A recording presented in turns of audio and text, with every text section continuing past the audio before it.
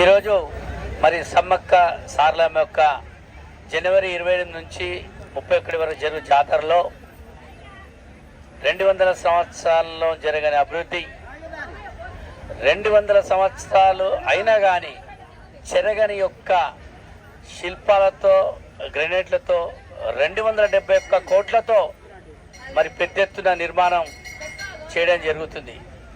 CM Revanth Reddy గారి చొరవతో, పెద్దలు మంత్రివర్యులు సీతక్క గారి యొక్క చొరవతో, వేమూరు నరేంద్ర రెడ్డి సలహాలతో మరి యొక్క అభివృద్ధి కార్యక్రమాలకి శ్రీకారం చేపట్టడం జరిగింది.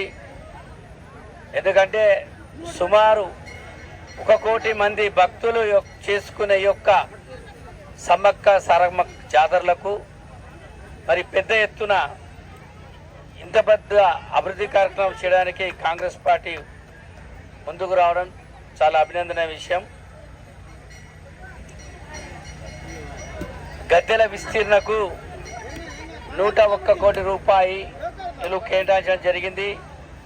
4000 టన్నుల గ్రానైట్లతో గద్దెల ప్రాంగణ నిర్మాణము, 750 మంది కోయ వంశీయుల పిల్లలతో సంబంధించిన 7000కు పైగా శిల్పాలు, 930 ఏళ్ల కోయల తాళప్రత గ్రంథాల ఆధారంగా శిల్ప రూపకల్పన, 46 స్తంభాలతో 200 తెప్పగడి చెదల విస్తృత ప్రకారం మరి ఈ యొక్క ఏర్పాటు చేయడం జరుగుతుంది. 40 అడుగుల వెడల్పుతో 3 స్వాగత తోరణాలు, 30 అడుగుల వెడల్పుతో 5 స్వాగత తోరణాలు, 50 అడుగుల వెడల్పుతో ప్రధాన స్వాగత తోరణము ఉంటాయి.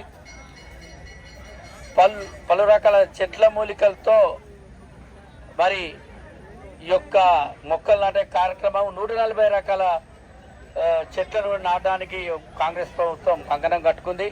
మరి ఎందుకంటే భక్తులనే వారు ఈ యొక్క ఎక్కడో మారుమూల అడవి ప్రాంతాల నుంచి ఈ యొక్క సమ్మక్క సారక్క తల్లిని దర్శించుకోవడానికి వచ్చే ప్రజలకు ఎటువంటి ఇబ్బందులు కలగకుండా, ఎటువంటి అసౌకర్యాలు ఉండకుండా మంచిగా మరి ఈసారి ప్రభుత్వం చాలా గొప్పగా నిర్వహిస్తుంది. వీటికి ముఖ్యమంత్రి రేవంత్ రెడ్డి గారిని, మరి సీతక్క గారిని, వేమనందర్ రెడ్డి గారిని మేము అభినందిస్తున్నాం. ఇట్లు Rajanala Srihari, greater Warangal Congress working president.